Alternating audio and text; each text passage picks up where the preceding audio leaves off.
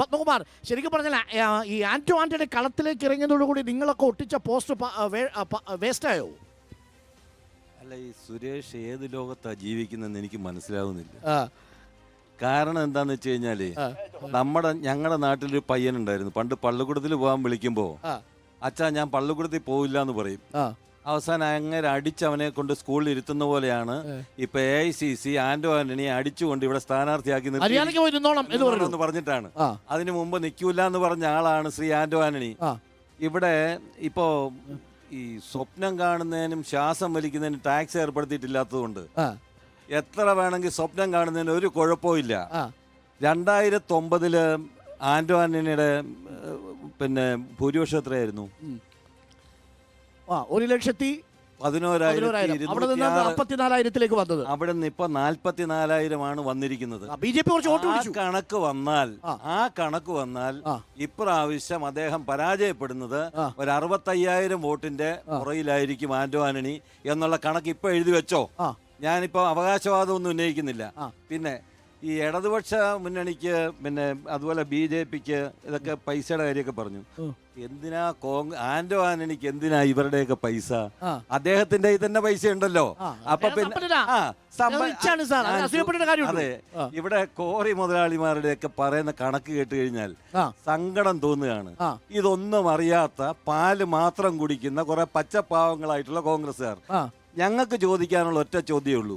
ശ്രീ ആന്റോ ആന്റണി ഇവിടെ മത്സരിക്കുമ്പോൾ എന്തുകൊണ്ട് അദ്ദേഹം ഇവിടെ മത്സരിക്കുന്നില്ല എന്ന് അദ്ദേഹത്തിന്റെ പാർട്ടി നേതൃത്വത്തെ അറിയിച്ചു?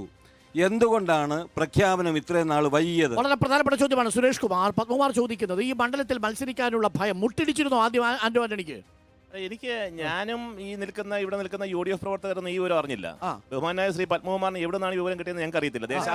ദേശാഭിമാനി ഓഫീസിൽ നിന്നും കൈരളിയിൽ നിന്നും കിട്ടുന്ന വിവരം ഇവിടെ വിളമ്പിക്കഴിഞ്ഞാൽ നമുക്ക് മറുപടി ഇല്ല. ഒരു തീരുമാനം വന്നിട്ടില്ല. നിലവിലുള്ള സിറ്റിംഗ് MP-മാരെ എല്ലാം മത്സരിപ്പിക്കാൻ തീരുമാനിച്ചു.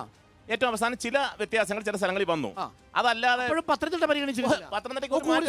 പത്മകുമാർ, ഇവിടെ നിങ്ങൾ പോസ്റ്റർ അടിച്ചിട്ടാണ് തോമസ് ഐസക്കിനെയും അനിൽ ആന്റണിയെയും ഒക്കെ പരിചയപ്പെടുത്തുക എന്ന് പറഞ്ഞു. പക്ഷേ നോക്കൂ, പത്തനംതിട്ടയിലെ ജനങ്ങളുടെ ഹൃദയത്തിലാണ് ആന്റോ ആന്റണി. ഏതാ ഹൃദയം എന്നുള്ളത് നമുക്കൊന്ന് മനസ്സിലാക്കി തരണം. എവിടെയാ ഹൃദയം എന്നുള്ളത് മനസ്സിലാക്കണം. കഴിഞ്ഞ 15 വർഷക്കാലമായല്ലോ ഇവിടെ MP ആയിട്ട്. ഈ നാടിന് വേണ്ടിയിട്ട് എന്തൊക്കെ കാര്യങ്ങൾ അദ്ദേഹം ചെയ്തു ഈ നാട്ടിലെ ജനങ്ങളുടെ മുമ്പിൽ പറയണ്ടേ? ഇപ്പൊ ശബരിമലയുടെ കാര്യം പറഞ്ഞല്ലോ, 82% ഉണ്ടായിരുന്നു. എവിടെ അറ്റൻഡൻസ്? 82%. എനിക്കറിയാം, 82% അറ്റൻഡൻസ് ഉള്ളത്. ആർക്കാ 82 ഇല്ലാത്ത? എല്ലാവർക്കും 83, 84, 85 ഉള്ളപ്പോഴാണ് ശ്രീ ആന്റോ ആന്റണിക്ക് 82% മണ്ഡലത്തിലായിരുന്നു. അത് MP-മാരും MLA-മാരും ഈ സച്ചിനെ പോലുള്ളവർ ഒഴിച്ച് ഉള്ള MP-മാരൊക്കെ കൃത്യമായിട്ട് പോകും. കാരണം അറിയാമല്ലോ, രമ്യ ഹരിദാസ് പറഞ്ഞല്ലോ 1,89,000 കിട്ടുന്നുള്ളൂ. ഈ കണക്ക് പൈസ കിട്ടണമെങ്കിൽ TADA കിട്ടണമെങ്കിൽ അവിടെ പോയി ഇരിക്കണം, അവിടെ പോയി ഒപ്പിടണം. ഞാൻ ചോദിക്കുന്നത് ശ്രീ ആന്റോ ആന്റണി കഴിഞ്ഞ 15 വർഷക്കാലം MP ആയിരുന്നിട്ട് ഈ മണ്ഡലത്തിന്റെ കാര്യം ഏതൊക്കെ കാര്യം ആ സഭയിൽ ഉന്നയിച്ചു? NIA-യുടെ കാര്യത്തിൽ അദ്ദേഹം എടുത്ത നിലപാടെന്താ? നിങ്ങൾ പത്രക്കാർ ചോദിച്ചപ്പോ പറഞ്ഞല്ലോ എനിക്ക് വീണ്ടും പരിശോധിക്കണമെന്ന്. 15 വർഷക്കാലം MP ആയിരുന്നൊരു മനുഷ്യൻ കേന്ദ്ര ഗവൺമെന്റ് കൊണ്ടുവന്ന NIA-ക്കെതിരായിട്ട് ഭേദഗതി നിയമത്തിനെതിരായി എന്ത് സംസാരിച്ചു എന്ന് ചോദിച്ചപ്പോ അദ്ദേഹത്തിന് പരിശോധിക്കണമെന്നല്ലേ പറഞ്ഞത്? റെയിലിനെ കുറിച്ച് സംസാരിച്ചു, റബ്ബർ കർഷകർക്ക് വേണ്ടി സംസാരിച്ചു. ഒരു മിനിറ്റ് റബ്ബർ കൃഷിക്കാരുടെ കാര്യം പറയാം. ഇവിടെ 248 രൂപ റബ്ബറിന് വിലയായപ്പോ ഈ പത്തനംതിട്ട മണ്ഡലത്തിൽ മുഴുവൻ ഒരു പോസ്റ്റർ അടിച്ചൊട്ടിച്ചു. റബ്ബറിന് 248 രൂപ ആക്കാൻ പ്രയത്നിച്ച ആന്റോ ആന്റണി MP-ക്ക് അഭിവാദ്യം. 148 ആയപ്പോ ആ പോസ്റ്റർ കണ്ടില്ല. ഇതാണ് ഇവിടെ റബ്ബർ. ഞങ്ങളെ കൊണ്ട് ചെയ്യാൻ കഴിയുന്ന ഞങ്ങൾ ചെയ്യുന്നുണ്ട്. 10 രൂപ അല്ല, 10 രൂപയെങ്കിൽ 10 രൂപ, 10 രൂപയെങ്കിൽ 10 രൂപ.